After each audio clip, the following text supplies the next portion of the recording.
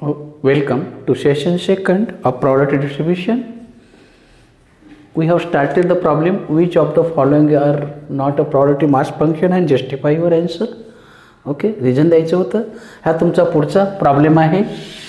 झेडच्या different value दिल्या आहेत म्हणजे हा रँडम व्हेरिएबल आहे आणि ह्या त्यांच्या करस्पॉन्डिंग प्रॉपर्टीज आहेत. हा प्रॉपर्टी आहे की नाही मग कन्सिडर. बघा प्रॉपर्टी पहिली केस आहे from table P of ZI किंवा is always positive for all I positive किंवा 0 आहे. पहिली कंडिशन स्टेबल आहे. नाव समेशन ऑफ पी आय बघा बेरीज करून आता पॉझिटिव्ह आहे मग दुसरी कंडिशन सॅटिस्फाय झाली पाहिजे. कोणती? सगळ्यांची बेरीज 1 आली पाहिजे. किती येते बेरीज बघा यांची किती आली 0.3 म्हणजे 30 प्लस 20 50 50 प्लस 40 90. ओके 0.9 म्हणजे 0.90 प्लस 0.05 म्हणजे 0.95 नॉट इक्वल टू 1. बेरीज काय पाहिजे 1 पाहिजे. आहे का? पॉझिटिव्ह असून चालत नाही बेरीज पण 1 पाहिजे. अँड देअरफॉर हे जे फंक्शन आहे is not a probability mass function. हे probability mass function नाही. अशा प्रकारचे आणखीही प्रॉब्लेम आपल्याला घेता येतील. Okay next definition is cumulative distribution function. It is denoted by capital F of x. Denoted by capital F of x हा याचा मेथड आहे. मग एक्स इक्वल टू समजा जर तुम्ही capital X equal to F of X म्हणजेच काय हा काय आहे sum of probabilities. Sum of probabilities of X less than equal to X. अगोदरच्या तिथपर्यंतच्या सगळ्या प्रोबॅबिलिटीची बेरीज. याची डेफिनेशन अशी आहे equal to sum of probabilities up to X equal to X I varies from 1 to n किंवा एक्स आय कसा आहे X I less than X आहे. तर तिथपर्यंतच्या येणाऱ्या प्रॉबॅबिलिटीची बेरीज. म्हणजे समजा आपण असा घेतला F of X equal to 0 तर फक्त काय येईल पहिली प्रॉबॅबिलिटी येईल. Okay F of X equal to 1 तर हा कोणाची बेरीज येईल फर्स्ट पहिल्या दोघांची 1 पर्यंतची बेरीज. F of X equal to 2 घेतला तर हा 0 1 2 पर्यंतची बेरीज. असा हा F of X equal to जर समजा मी 4 घेतला तर लोअरपासून तर 4 पर्यंतची बेरीज हा कन्सेप्ट आहे. ओके आणि शेवटची एफ ऑफ जर मी एक्स इक्वल टू n घेतला तर मला ती बेरीज किती मिळते 1 मिळते. इन्क्रीजिंग टाईप ही प्रॉपर्टी वाढत जाते. याला म्हणतो आपण क्युम्युलेटिव्ह डिस्ट्रीब्यूशन फंक्शन. ते कशाने दाखवलं जातं कॅपिटल एक्सने आणि ही तुमची डेफिनेशन आहे. ओके काही अडचण बघूया एक्झाम्पल्स. बघा problem given below is a probability distribution function of random variable x. Short form वाचून दाखवत आहे probability distribution function of random variable x. हे प्रोबॅबिलिटी डिस्ट्रीब्यूशन आहे. Since given is a probability distribution function. याचाच अर्थ सगळ्या प्रोबॅबिलिटीची बेरीज काय आली पाहिजे 1 आलीच पाहिजे. हे त्याचं रेस्ट्रिक्शन आहे. मग करा बेरीज. And therefore K plus 3k म्हणजे 4k plus 5k, 4 plus 5 9k, plus 7k 16k, plus 25 36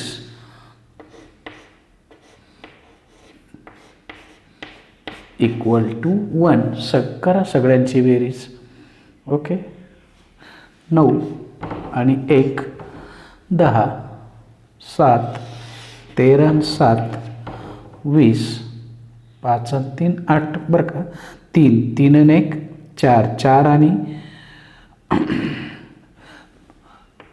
3 आणि 1 4, 3 प्लस 1 4, 4 प्लस 5 9, 9 प्लस 7 9 7 16, 16 9 25, 25 आणि 10 35 आणि 1 36, 36 आणि 13, 36 आणि 13 किती आहे. 6 आणि 3 9, 3 आणि 1 4, 49k इक्वल टू 1. आणि म्हणून k equal to 1/49. Am I correct. माझं चुकू शकतं, कॅल्क्युलेशन आहे, तुम्हाला येईल. पुढचा प्रॉब्लेम बघा आता. ओके, मग आता आपल्याला काय पाहिजे आहे. पुढचा problem number 2. Property of 0 less than k less than 4. 0 to 4च्या मधल्या प्रॉबॅबिलिटीची सम याच्यामध्ये किती आहे. मग 0 to 4च्या मध्ये 0 येईल का. 1 येईल, नंतर 2 येईल, नंतर 3 येईल. हे तीनच number 0 to in between 0 to 4 आणि त्यांच्या किमती काय आहे. 3k plus 5k plus 7k. Am I correct. किती आला. 15k म्हणजेच 15 आणि k ची किंमत 1/49. 15/49. संपलं दुसरा प्रश्न. तिसरा CDF. आता याचा आपल्याला पहिल्यांदा टेबल बनावं लागेल. CDF. मग CDF तिसरा पार्ट याचा कॉम्युलेटिव्ह डेन्सिटी डिस्ट्रीब्यूशन फंक्शन. ओके, तिसरा CDF ची डेफिनेशन. F ऑफ 0 म्हणजेच k म्हणजेच काय 1/49 फक्त येईल. नंतर F ऑफ 1 म्हणजेच काय येईल 0 प्लस 1 ची बेरीज k plus 3k 4k 4/49. F of 2 P0 plus P1 plus P2 ची बेरीज किती 5 आणि 3 8 आणि 1 9k. k ची किंमत टाकत चला /49. नंतर F ऑफ 3 पर्यंतची बेरीज असंच काय P0 plus P1 plus P2 plus P3. बघा 3 पर्यंतची बेरीज 7 आणि 5 12, 12 आणि 3 13 14 15 आणि 1 16k म्हणजेच किती 16/49. असाच F ऑफ 4 काय 4 पर्यंतची बेरीज. ओके, किती आली त्यांची बेरीज चेक युअर सेल्फ 25k म्हणजेच 25/49. पुढचा घेऊया असाच F ऑफ 5 किती आला बघा. इथपर्यंतची बेरीज इथून इथपर्यंतची सगळ्यांची बेरीज 36k म्हणजे 36/49 आणि F ऑफ 6 म्हणजेच किती येईल 36 प्लस 46 प्लस 3 49/49 इक्वल टू 1. आणि हे झालं कॉम्युलेटिव्ह डिस्ट्रीब्युशन फंक्शन. हे झालं कॉम्युलेटिव्ह डिस्ट्रीब्युशन फंक्शन. असं हे तुम्हाला कॅल्क्युलेशन करता येतं आणि याचा एकच टेबल आपल्याला बनवता येतं. ओके, तर असं हे वेगवेगळे व्हरायटीचे प्रॉब्लेम्स. बघा problem. A random variable x has following probability distribution. Probability distribution तुम्हाला दिलेलं आहे. एक्सच्या वेगवेगळ्या व्हॅल्यूज दिल्या आणि त्याला करस्पॉन्डिंग प्रॉपर्टी दिल्या आहेत. हे काय आहे? Since P of x is a probability distribution function. याचाच अर्थ सगळ्या प्रॉपर्टीची बेरीज किती आहे? 1 आहे. मग सगळ्या प्रॉपर्टीची बेरीज म्हणजे काय? 0 plus k plus 2k plus 2k plus 3k plus k square plus 2k square plus 7k square plus k equal to 1. किती? 7 plus 2 9 plus 1 10k square. Okay. k plus 2k plus 2k 5 plus 3 yes 8 plus 1 9k equal to 1 and that is 10k square plus 9k minus 1 equal to 0. याचे factors 10 once म्हणजेच काय? 10k square plus 10k minus k minus 1 equal to 0. काय होईल माहिती आहे ना? 10k common घ्या म्हणजेच काय होईल?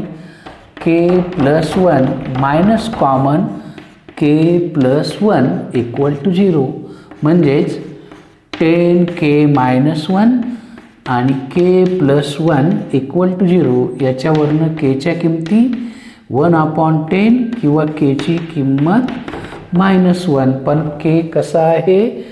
पॉझिटिव्ह आहे. But pi greater than equal to 0 and therefore k must be equal to 1/10. पॉझिटिव्हच पाहिजे. मग ही झाली k ची किंमत. k मिळाला. आता एक एक कंडिशन बघा. k मिळाल्यावर पुढच्या कंडिशन एकदम सोप्या आहेत. काय करायचं? प्रॉबॅबिलिटी ऑफ दुसरी कंडिशन बघा. x कोणते रँडम व्हेरिएबल घ्यायचे? लेस दॅन 3 किती आहे? लेस दॅन 3 म्हणजे 3च्या आतल्यांची बेरीज कुणाकुणाची होईल? 0ची बेरीज होईल प्रॉपर्टीची, नंतर 1ची बेरीज होईल आणि नंतर 3पेक्षा लहान 0 1 2 आणि किती आहे त्यांची बेरीज बघा. 0 plus k plus 2k 0 plus k plus 2k म्हणजेच 3k म्हणजेच 3 आणि k ची किंमत 1/10. हे तुमचं ॲन्सर. ओके. तिसरा प्रॉब्लेम. याचा तिसरा पार्ट बघा. Probability of x greater than 4. Greater than 4ची बेरीज. मग चारापेक्षा मोठे कोण कोण आहेत बघा. Greater than 4 number greater than 4 कोण आहेत?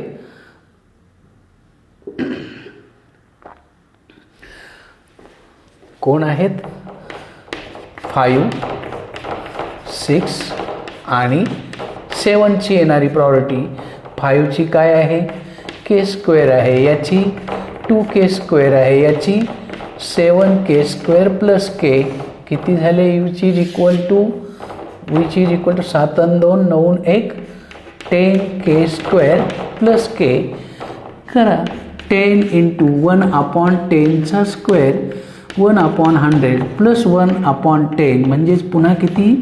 1/10 प्लस 1/10 म्हणजेच 2/10 म्हणजेच 1/5 आणि असा हा तुमचा प्रॉब्लेम संपला. प्रॉब्लेम एकदम सोपे आहे. बघा पुढचा प्रॉब्लेम. आता थोडासा वेगळा प्रॉब्लेम. आपल्याला प्रॉबॅबिलिटी डिस्ट्रीब्यूशन तयार करायचं आहे. Find probability distribution of number of heads in 2 tosses of coin. पहिला प्रॉब्लेम घेऊया आपण.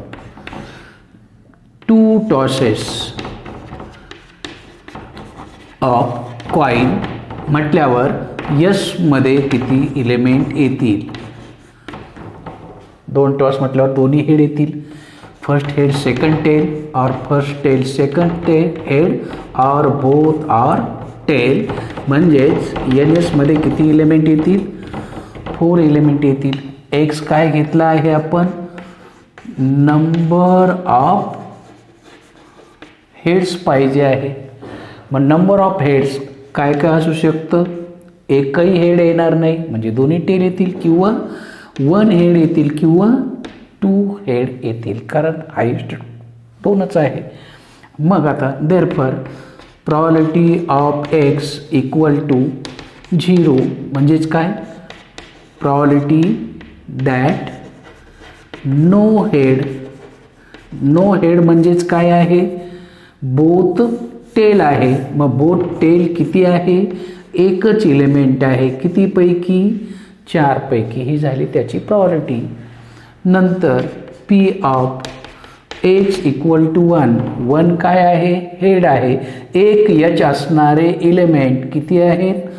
2 आहेत. कितीपैकी? 4 पैकी. P of X equal to 2 दोन्हीही हेड असणारा एकच एलिमेंट आहे. कितीपैकी? 4 पैकी. आणि संपला problem. And therefore probability distribution function is, इकडे एक्स आणि इकडे त्यांची प्रॉबॅबिलिटी, आणि हे डिस्ट्रीब्युशन आहे बघा. 0 1 2 या एक्सच्या किमती आहेत. 0ला प्रॉबॅबिलिटी आली 1/4, 1ला प्रॉबॅबिलिटी आली 2/4, 2/4 म्हणजेच 1/2, आणि याला पुन्हा आली 1/4. टोटल करून बघा. तुम्ही जर टोटल घेतली तर ही टोटल 1 मिळते, आणि सगळ्या प्रॉबॅबिलिटीज पॉझिटिव्ह आहेत. हे तुमचं झालं probability distribution function of first problem. असं हे पहिला प्रॉब्लेम आहे. ओके, बघा काही शंका आहे का? सेकंड पार्टमध्ये काय करायचं आहे? कॉईन 3दा टॉस करायचं आहे. केलं टॉस, 3दा जर टॉस केलं तर काय काय होऊ शकतं माहिती आहे ना? You know the possibilities. 3 वेळेला हेड येईल किंवा 1 टाईम टेल येईल. तो टेल पहिल्या टॉसमध्ये असू, तिसऱ्या टॉसमध्ये असू शकतो, दुसऱ्या टॉसमध्ये असू शकतो, किंवा पहिल्या टॉसमध्ये असू शकतो, किंवा यस पुढचा एलिमेंट काय येईल? हेड एक येईल, 2 टेल येईल, आणि लास्ट किती एलिमेंट आले? 1 2 3 4 5 6 7 8. Number of element in S equal to 8 आले. आता एक्स काय पाहिजे? एक्स काय पाहिजे? Number of tails. Number of tails काय काय असू शकतं? ते नंबर ऑफ टेल्स 0 असू शकतो, एकही टी नाही म्हणजे तिन्ही एच येतील, किंवा 1 टेल असेल, किंवा 2 टेल असतील, किंवा ऑल 3 आर टेल्स. प्रत्येक वेळेला टेलच दाखवतो. मग ह्या त्यांची probability. And therefore probability of X equal to 0 म्हणजेच नंबर ऑफ टेल्स 0 म्हणजे ऑल हेड असणारा एकच एलिमेंट आहे. कितीपैकी? 8 झाली त्याची probability. P of X equal to 1 म्हणजेच काय? तिन्ही टॉसमध्ये फक्त एकदाच टी मिळणारे एलिमेंट हे 3 आहेत बघा. म्हणजेच किती आहेत? 3. कितीपैकी? 8 पैकी. P of X equal to 2 दोनदा टी मिळणारे एलिमेंट हे 3 आहेत. कितीपैकी? 8 पैकी. आणि P of X equal to 3 म्हणजे तिन्ही वेळेला टी असणारा एकच एलिमेंट आहे 8 पैकी. And therefore probability distribution function is, probability distribution function is x, आणि त्याची करस्पॉन्डिंग प्रॉबॅबिलिटी 0 1 2 आणि 3 ह्या तुमच्या पॉसिबिलिटीज आहेत. ओके, आणि त्यांच्या प्रॉबॅबिलिटीज बघा काय देईल त्यांच्या प्रॉबॅबिलिटीज. दॅट इज इक्वल टू काय आल्या त्या? 0ला काय आली? 1/8 आली. 1ला 3/8 आली. 2ला पण 3/8 आली. आणि पुन्हा काय आली? 1/8. टोटल करून बघा पुन्हा तुमची सम 1 येईल, आणि हे झालं तुमचं दुसऱ्या प्रॉब्लेमचं ॲन्सर. सिंपल वे आहे. Okay. Wien 4 coins toss, 4 coins toss केले तर यसमध्ये किती इलेमेंट येतील? 16 इलेमेंट येतील. एकाला 2 व्हॅल्यू आहे. असे किती कॉईन्स आहेत? 4. 2⁴. बघा 4ही एच येतील किंवा एच एच टी येतील. H H T H. Am I correct? H T H H T H H. काही राहिली का एखादी केस? बघा टी. आता 2 टी, हे सिंगल टीचे 4 एलिमेंट झाले. आता 2 टीचे बघा H H T T. Okay. H T H T. Then T H T H. Am I correct? Then H double T H. Then T T H H. Then किती राहिले बघा? एखादा राहिला तर बघा हा डबल टीचे H H T T H T H T T H H double T H T T H H T double H T. वेगवेगळे एलिमेंट. ओके. नंतर 3चे H T T T. Okay. Then T H T T. Then T T H T. Then T T T H. 1 2 3 4 आणि शेवटी सगळेच्या सगळे T possibilities आहेत. आल्या का बघा? सोडा. 1 2 3 4 5 6 7 8 9 10 11 12 13 14 15 16. एन ऑफ एसमध्ये किती एलिमेंट आले? 16 एलिमेंट आले. एक्स काय आहे पुन्हा? Number of heads. आता प्रत्येक कॉईन्स 0 पासून तर कुठपर्यंत येईल? जेवढे टॉस केले तेवढ्या पॉसिबिलिटीज येतील. मग आता मी डायरेक्ट लिहिणार हे एक्स आणि हे प्रॉपर्टी डिस्ट्रीब्युशन फंक्शन डायरेक्ट लिहिणार. एक्सच्या व्हॅल्यू लिहून घेतो आणि सांगा तुम्ही 16 पैकी किती एलिमेंट आहे? Number of heads 0. एकही एच नसणारा एलिमेंट एकच आहे. 1/16. 16 पैकी एक एच असणारे एलिमेंट 1 2 3 4 सॉरी एक एच असणारे एलिमेंट 1 2 3 4 आहेत. 2H असणारे एलिमेंट 2H 1 2 3 4 5 6 एलिमेंट आहे 16 पैकी. देन 3H असणारे एलिमेंट ते पुन्हा किती आहे? 4 आहे. आणि ऑल H असणारा एलिमेंट एकच आहे. बघा टोटल करून येते का? 6 4 10 4 14 15 16. ओके. जर टोटल घेतली तर काय येईल? 1 येईल. आणि हे काय आहे? Is required probability distribution function. आणि असा हा तुमचा प्रॉब्लेम्स. अशा प्रकारचे कितीतरी प्रॉब्लेम्स आपल्याला घेता येतील. पुढच्या सेशनमध्ये आपण पुन्हा आता प्रोबॅबिलिटी डिस्ट्रीब्युशन हे तयार करायचे आणखी काही छान प्रॉब्लेम्स आपण पुढच्या सेशनमध्ये घेऊ. Up till bye bye.